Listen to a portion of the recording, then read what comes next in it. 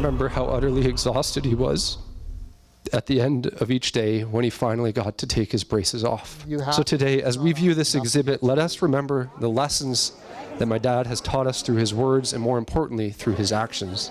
Here at the Withrow Common Gallery in Toronto, the late Honourable David Onley is being celebrated with a new multimedia exhibit honoring his impact on accessibility in the province. We have more than 70 pieces featured in this exhibit, including large wall murals that depict David's life from childhood all the way to him meeting the Queen as Lieutenant Governor. His vision and his goal was to have an Ontario that was accessible for all people. He was the first on-air personality in Canada with a visible disability, and that was a real game changer. So he was setting an example for everybody. That's right, JD. Let's take a look at the present conditions in the streets of Toronto. When Moses Heimer hired my dad back in 1984 as a weather specialist, my dad always said that at the time Moses never asked him about his disability. It wasn't even brought up in the interviews. So it's really incredible and an example of what you might miss if you don't hire someone with a disability.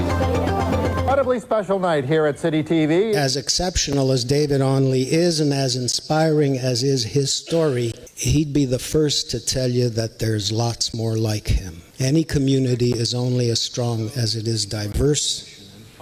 The perspective, the tenacity that people with disabilities need to succeed often leads to original insights, and society would be well served to foster that resource. This is the first example people might have ever had of seeing a person who had a physical disability in such a high-profile role. He did things before people knew that they could. And as a person with a physical disability, he navigated territory that, thanks to him and his leadership, folks like myself and younger than me know that we can too.